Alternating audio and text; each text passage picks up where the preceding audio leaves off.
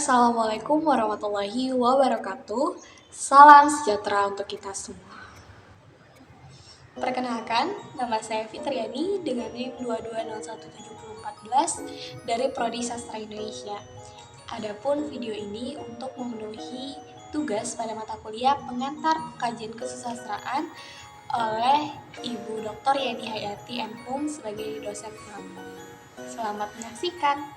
Pada video kali ini, saya akan menjelaskan mengenai strukturalisme, formalisme, dan strukturalisme genetik. Materi yang pertama ialah strukturalisme. Jadi, strukturalisme adalah sebuah paham yang menjelaskan tentang unsur-unsur pembangun yang ada di dalam karya sastra. Secara etimologis, strukturalisme berasal dari bahasa Latin yaitu struktura yang berarti bentuk bangunan, sedangkan sistema yang berarti cara.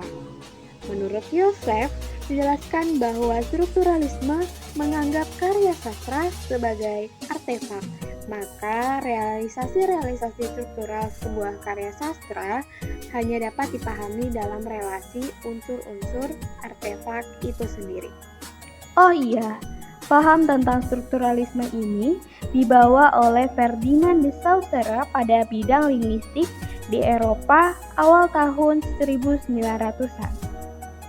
Setiap karya sastra, baik karya sastra dengan jenis yang sama maupun berbeda, memiliki unsur-unsur yang berbeda.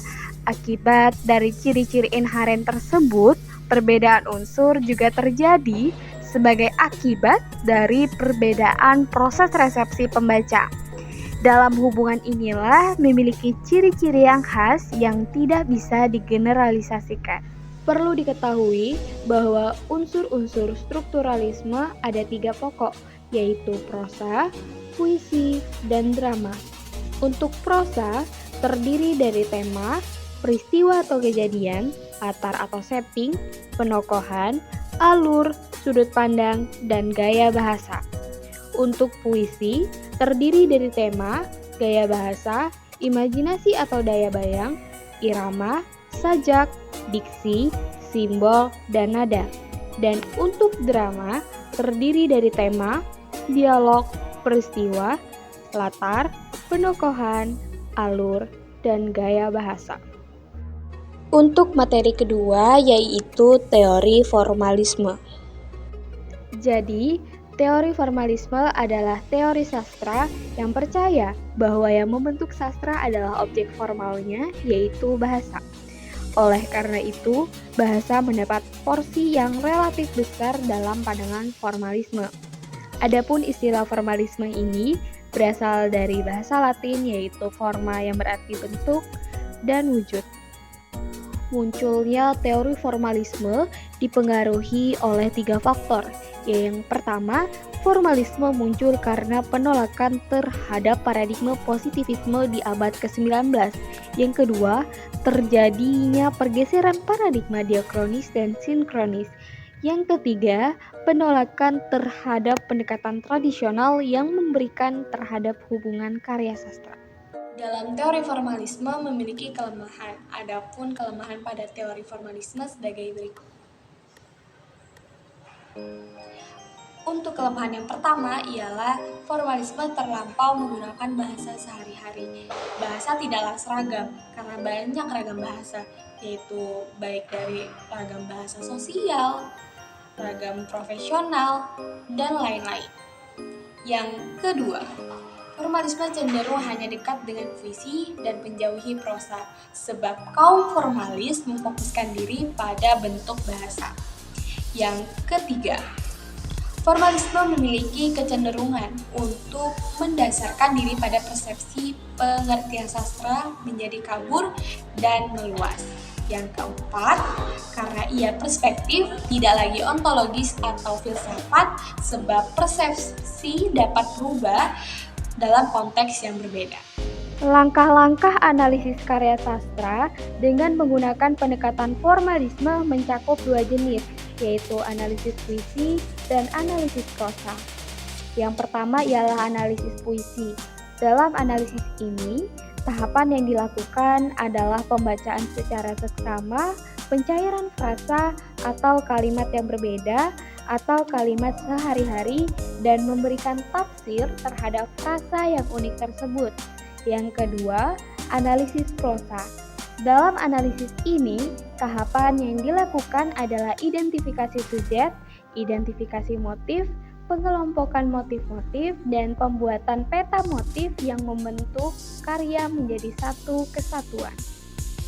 Jadi, terkait formalisme, sesuai dengan kesepakatan di antara kaum-kaum formalis, bahwa mereka tidak mungkin memperpanenkan konsep teoretiknya masing-masing, karena pemikiran teori itu bisa saja mengalami perubahan dan pergeseran paradigma seiring dengan perkembangan dan kemajuan pemikiran mereka sendiri.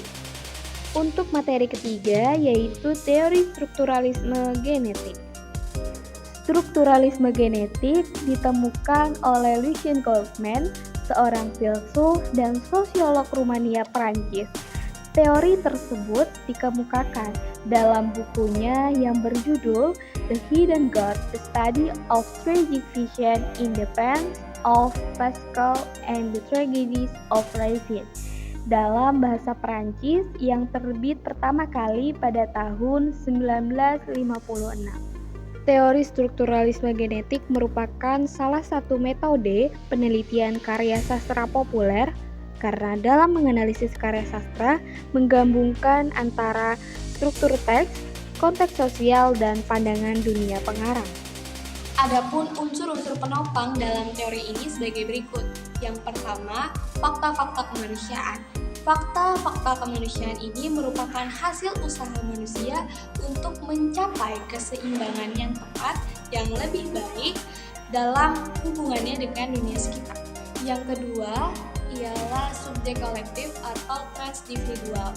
Dalam hal ini menampilkan pikiran-pikiran individu tetapi dengan struktur mental kelompok. Subjek transindividual bukanlah kumpulan individu-individu yang berdiri-berdiri, melainkan satu kesatuan yang kolektivitas. Yang ketiga, pandangan dunia pengarang dalam rangka strukturalisme genetik. Melalui kualitas pandangan dunia inilah karya sastra menunjukkan nilai-nilai sekaligus memperoleh artinya bagi masyarakat. Adapun kelemahan dan kelebihan dalam teori ini sebagai berikut.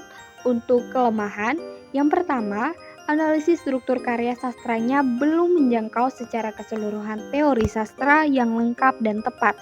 Yang kedua, karya sastra tidak dapat diteliti secara terasing dan terpisah. Yang ketiga, adanya struktur karya sastra makin diragukan. Yang keempat, analisis yang menekankan otonomi karya sastra juga dapat menghilangkan konteks dan fungsinya. Adapun kelebihan dalam teori ini ialah kekonsistensian dalam mengedepankan pentingnya aspek struktur karya sastra. Intinya, strukturalisme ini mencakup 3 hal. Yang pertama, unsur intrinsik karya, yang kedua latar belakang pengarang, yang ketiga latar belakang sosial budaya serta sejarah masyarakat. Untuk materi keempat yaitu pendekatan objektif. Jadi, pendekatan objektif adalah pendekatan yang memfokuskan perhatian kepada karya sastra itu sendiri. Pendekatan ini memandang karya sastra sebagai struktur otonom dan bebas dari hubungannya dengan realitas pengarang maupun pembaca. Pada proses menganalisis ini diarahkan pada pemahaman-pemahaman tentang bagian-bagian karya sastra dalam menyangga keseluruhan dan sebaliknya. Keseluruhan itu sendiri terdiri dari bagian-bagian. Dengan menggunakan teori pendekatan objektif, memudahkan penulis untuk menganalisis karakter utama dengan unsur-unsur lainnya, seperti alur dan latar. Selanjutnya ialah menerapkan pendekatan objektif dan teori strukturalisme dan formalisme. Yang pertama ialah penerapan pendekatan objektif. Dalam penerapan ini banyak digunakan dalam bidang puisi. Adapun cara sederhana dalam menganalisis karya sastra dengan menggunakan pendekatan objektif sebagai berikut. Yang pertama, mendeskripsikan unsur-unsur struktur karya sastra. Yang kedua, mengkaji keterkaitan makna antara unsur yang satu dengan yang lain. Yang ketiga, mendeskripsikan fungsi serta hubungan antara unsur intrinsik karya yang bersangkutan. Pada penerapan pendekatan strukturalisme dilakukan dengan mendeskripsikan fungsi dan hubungan antar unsur intrinsik karya, misalnya dengan mengidentifikasi unsur intrinsik seperti plot, penokohan, latar, sudut pandang, tema, dan amanat, sehingga kita dapat mengetahui unsur-unsur yang membangun pada karya sastra yang membentuk suatu makna yang padu dari hubungan antar peristiwa satu dengan yang lain.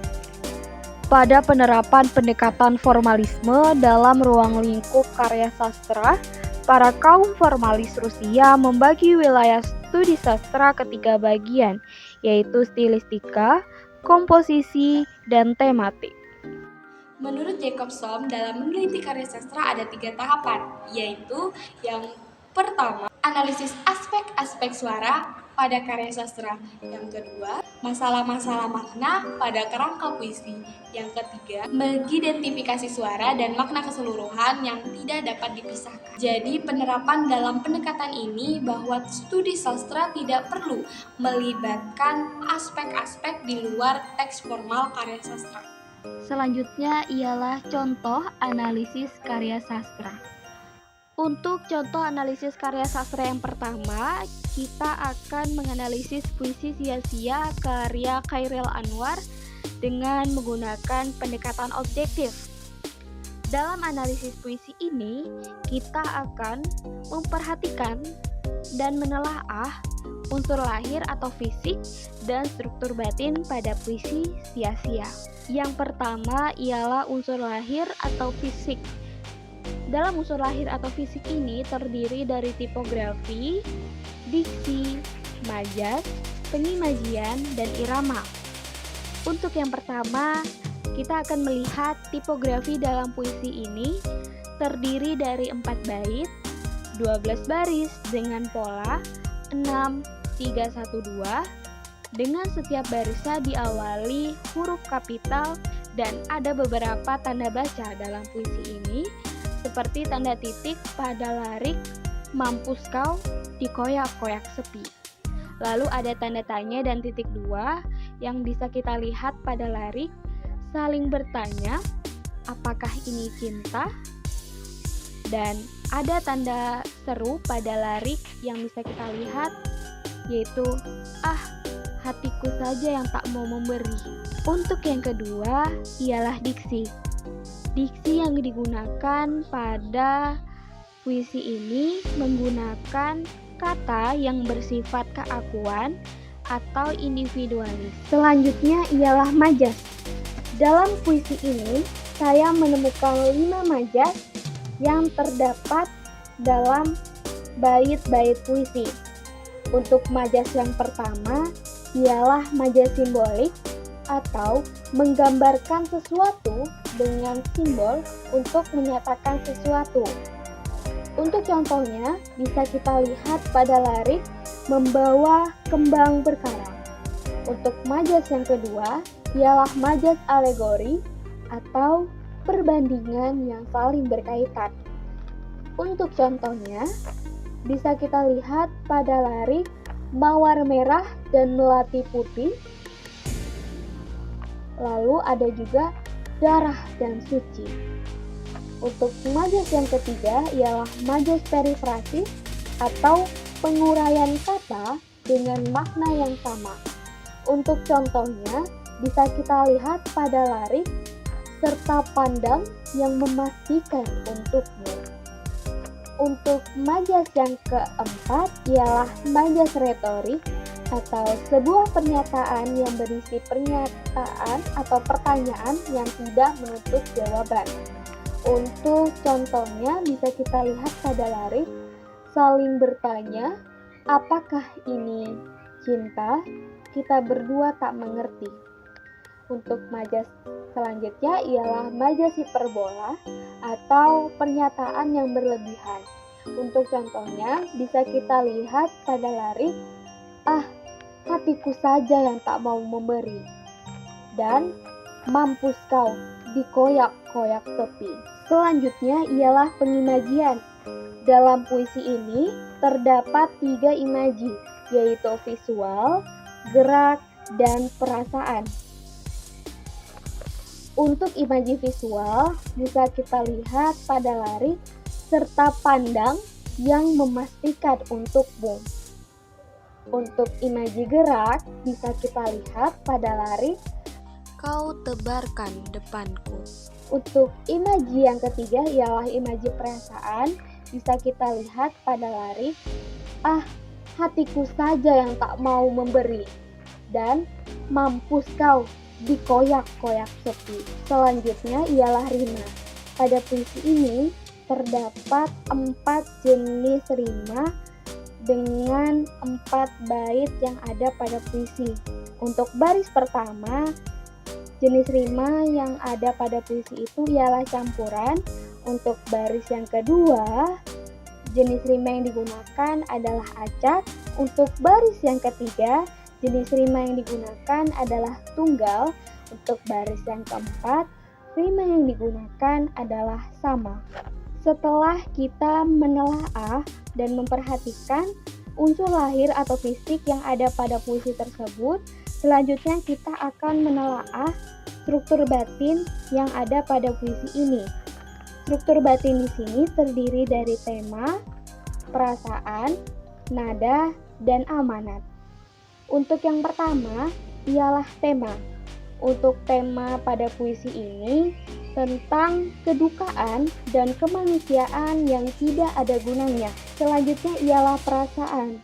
Perasaan yang bisa kita rasakan pada puisi ini ialah mengungkapkan perasaannya atau perasaan penyair dengan sinis yang bisa kita lihat pada lirik "Ah, hatiku saja yang tak mau memberi." Dalam beberapa lirik menggambarkan suasana, menggambarkan perasaan yang menyayat hati, sehingga ia dikatakan atau penyair ini dikatakan lebih memilih sepi dan merelakan cinta sejatinya karena ia memilih prinsip hidupnya. Untuk yang ketiga ialah nada. Tentunya dalam puisi ini bernada muram atau sedih dengan makna yang ingin disampaikan agar bisa dipahami. Selanjutnya ialah amanat. Dalam puisi ini terkandung amanat yang bisa dikatakan bahwa apa yang sudah menjadi prinsip kita harus terima, harus bersedia dengan resiko yang akan diambil ke depannya. Karena itu merupakan pilihan yang sudah dibuat oleh diri sendiri. Selanjutnya ialah analisis cerpen yang berjudul Robohnya Surau Kami, karya A.A. Nafis dengan menggunakan teori strukturalisme. Sebelum saya memaparkan hasil analisis teori strukturalisme pada cerpen ini, saya akan mengisahkan atau menceritakan ceritanya sedikit tentang cerpen ini. Mengisahkan tentang apa? Cerpen ini mengisahkan tentang seorang kakek penjaga surau yang selama hidupnya ia persembahkan untuk beribadah kepada Tuhannya hingga ia meninggalkan anak dan istrinya. Pada suatu masa, tokoh si kakek meninggal tragis dengan menggorok lehernya sendiri setelah mendengar cerita dari Ajo Sidi, si pembual. Ajo Sidi menceritakan seorang yang rajin beribadah tetapi masuk neraka. Lalu, di cerita Ajo Sidi, Haji Soleh memprotes kepada Tuhannya mengapa ia masuk neraka. Lalu dijelaskanlah mengapa dia masuk neraka dengan kutipan cerpen yang berbunyi, "Kamu tinggal di tanah Indonesia yang maha kaya raya, tetapi engkau biarkan dirimu melarat, hingga anak cucumu teraniaya semuanya. Diri sendiri beri kau negeri yang kaya raya, tetapi kau malas. Kau lebih suka beribadah saja, sebab beribadah tidak mengeluarkan peluh, tidak membanting tulang." Setelah merasa tersindir dan tertekan oleh kisah Ajo Sidi, kakek pun memutuskan bunuh diri dan Ajosedia mengetahui kematian kakek hanya berpesan kepada istrinya untuk membelikan kain kafan 7 lapis untuk kakek, lalu ia pergi bekerja. Yang pertama ialah tema. Dalam cerpen ini mengisahkan tentang keegoisan seseorang dalam beribadah kepada Tuhannya, namun meninggalkan tanggung jawab dalam keluarga dan berakhir dengan kematian tragis atas dirinya.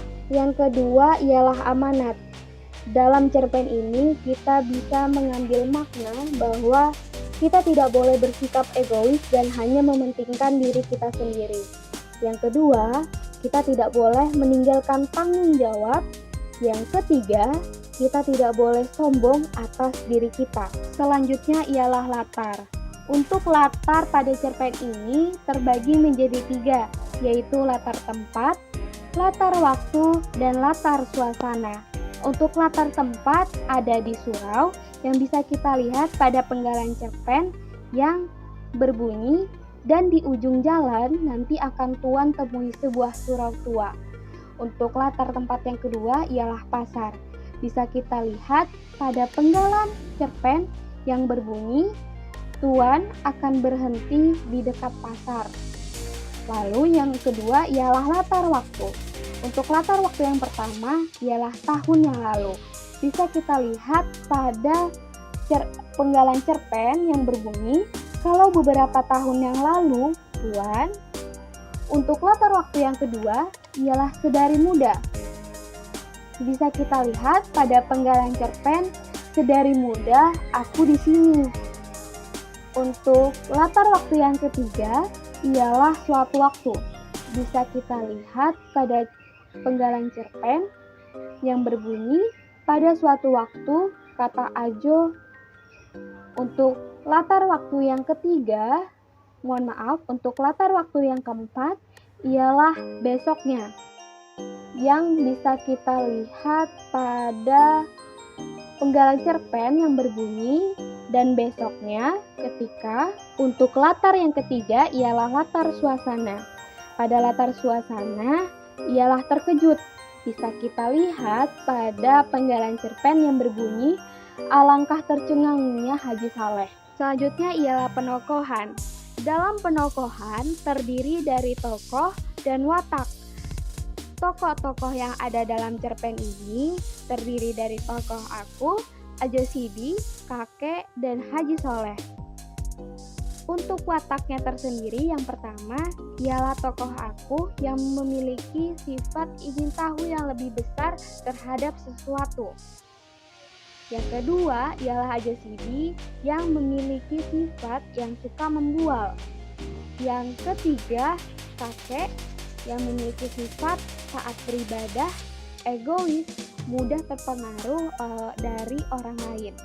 Yang keempat ialah Haji Soleh yang egois dan sombong. Untuk sudut pandang dalam cerpen ini ialah menggunakan sudut pandang orang pertama sampingan. Karena tokoh aku di sini menceritakan peristiwa yang dialami tokoh utama, yaitu sang kakek penjaga surau. Dan yang terakhir ialah gaya bahasa yang ada pada cerpen ini. Gaya bahasa yang ditemukan dalam cerpen ini ialah majaz sinimisme yang bisa kita lihat pada penggalan cerpen yang berbunyi, dan yang terutama ialah sifat masa bodoh manusia sekarang yang tak hendak memelihara apa yang tidak dijaga lagi.